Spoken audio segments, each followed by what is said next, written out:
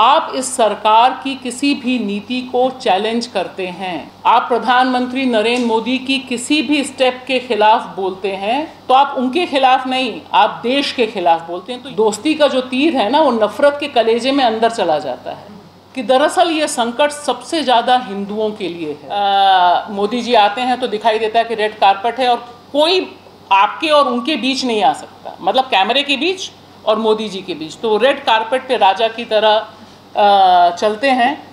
तो ये जो राजशाही का दौर है कि अब आप सोचिए कि देश के इतिहास में, संसदीय इतिहास में शायद पहली बार हो रहा है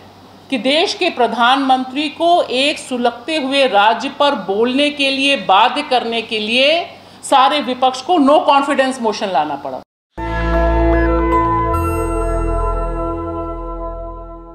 का जिक्र हुआ, उस कॉन्स्टिट्यूशन पे मनुस्मृति का दबदबा, कब्जा हो गया है। तकरीबन ट्रांसफॉर्मेशन तो अनाउंस हो ही गया। अभी संजय जी ने जिक्र किया मित्रों का, तो मित्रों और कंपनी ने एक तरह से ट्रांसफॉर्मेशन की एक प्रक्रिया अपनी तरफ से संगोल गाड़ के कर दी है नई पार्लियामेंट में। उसमें दो तीन चीज़ें जो बहुत ज़रूरी हैं और मुझे लगता है कि जितने लोग यहाँ पर मौजूद हैं, हम सब इस बात को बहुत शिद्दत से महसूस कर रहे हैं कि हमारे चारों तरफ जो नफ़रत है वो इस कदर व्याप्त है कि उस नफ़रत को देखते देखते ऐसा महसूस होने लगता है कि शायद यही सबसे बड़ी रियलिटी है हमारे दौर की। और शायद इस कमरे में जितने लोग हैं, बाहर जितने हमारे दोस्त हैं, हमारे परिचित हैं, हमारे को ट्रैवलर्स हैं इस जर्नी में, वो सब, उन सब के भीतर शायद एक सवाल ये बहुत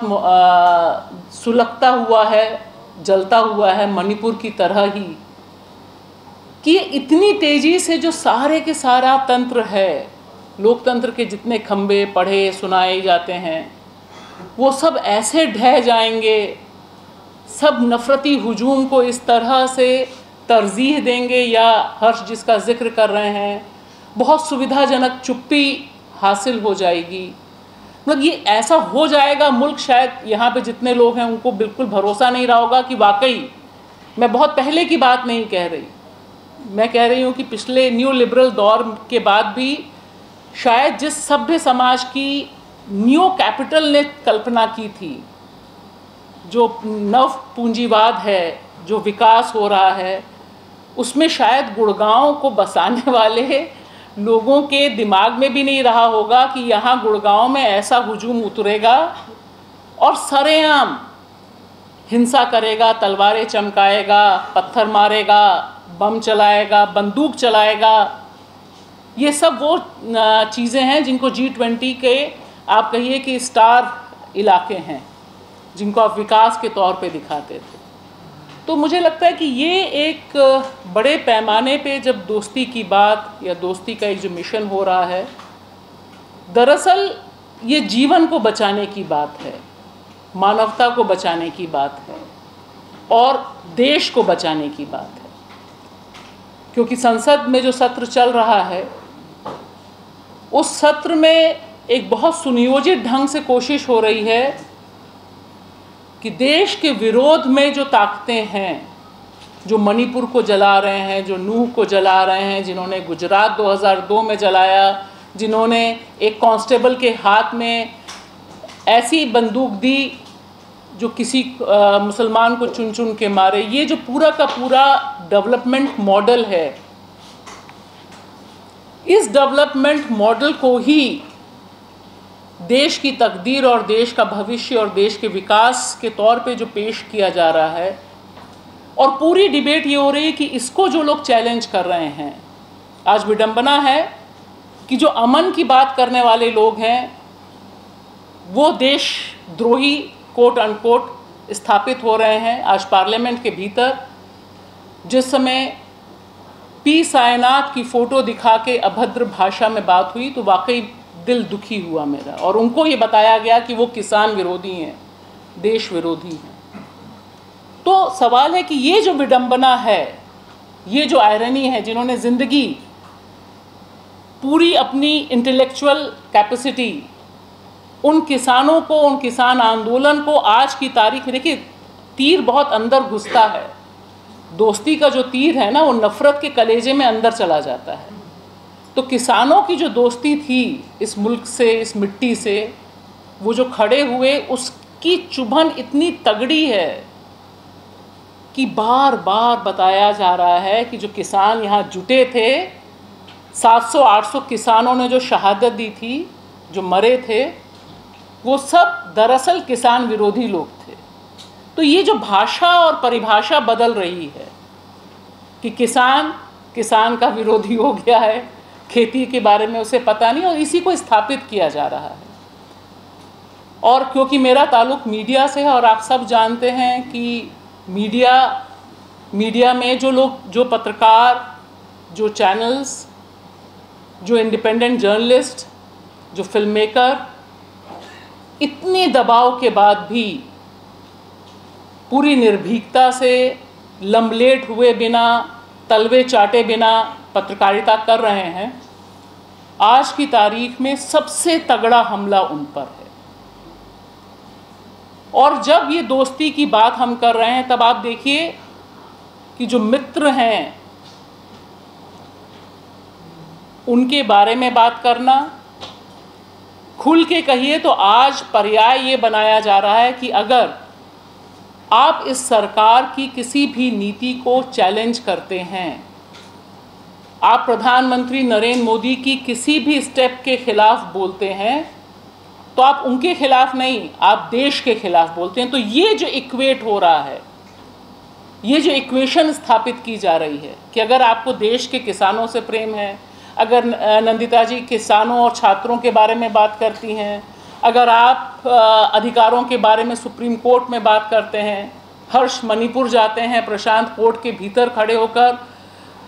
मजलूम या ऐसे तबके के हक के बारे में बात करते हैं, राफेल के बारे में बात करते हैं, क्योंकि ये पावर को चैलेंज हो रहा है। तो पावर को चैलेंज करने वाले लोगों को बदनाम करने, उनको डीह्यूमनाइज करने, उनको देशद्रोही की कैटेगरी में डालने की जो साजिश है, इसमें सबसे पावरफुल सेक्शन जो खड़ा है वह मीडिया का है, जो कॉरपोरेट मीडिया है,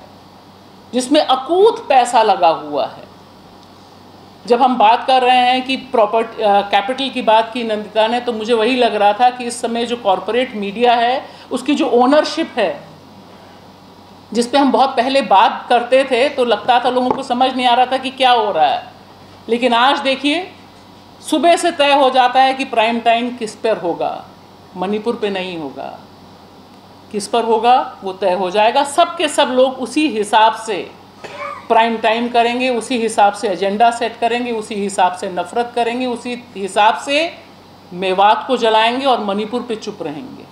और मणिपुर की बात करते समय लगातार वो बोलते रहेंगे। मतलब मुझे लगता है कि बीजेपी आईटी सेल की तो ज़रूरत ही नहीं है, उसके लिए जो कॉरपोरेट मीडिया के कुछ खंभे हैं वो बहुत अच्छा काम कर रहे हैं।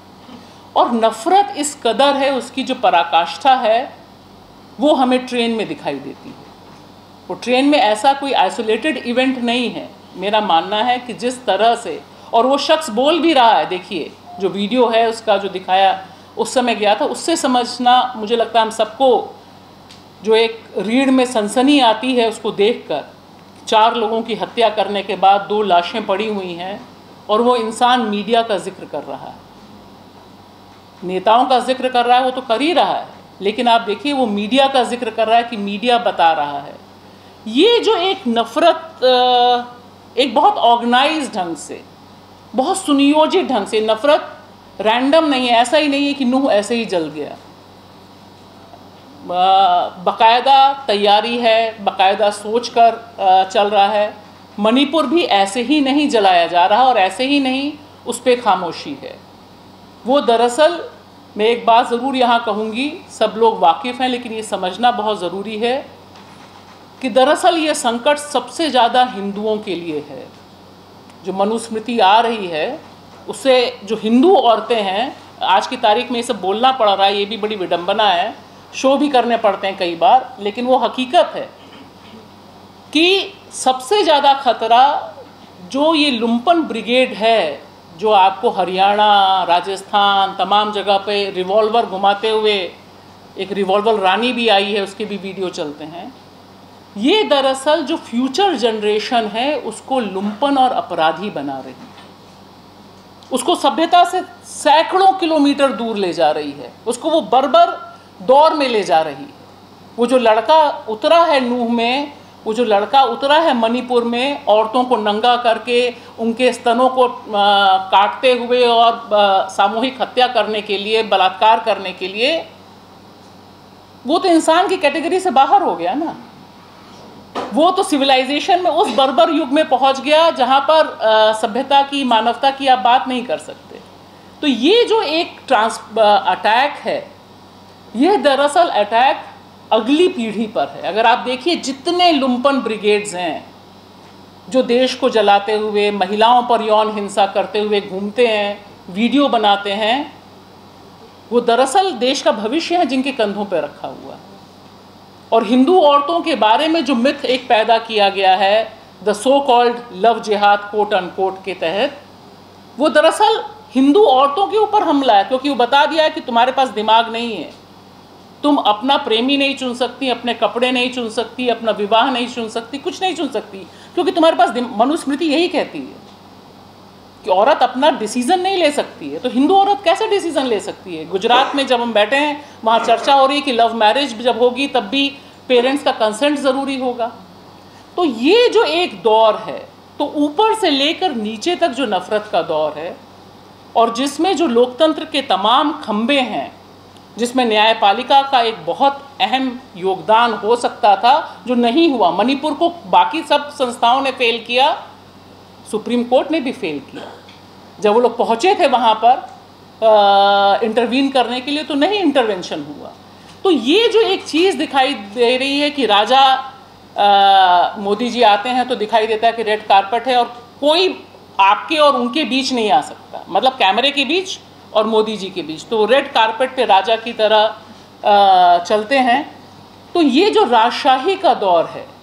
कि अब आप सोचिए कि देश के इतिहास में, संसदीय इतिहास में शायद पहली बार हो रहा है कि देश के प्रधानमंत्री को एक सुलगते हुए राज्य पर बोलने के लिए, बाध्य करने के लिए सारे विपक्ष को नो कॉन्फिडेंस मोशन लाना पड़ रहा है। तो ये जो एक नफ़रत है, मुझे लगता है कि इसको काउंटर करने के लिए, इस पर बात करने के लिए, क्योंकि मुझे लगता है नफ़रत से बिना टकराए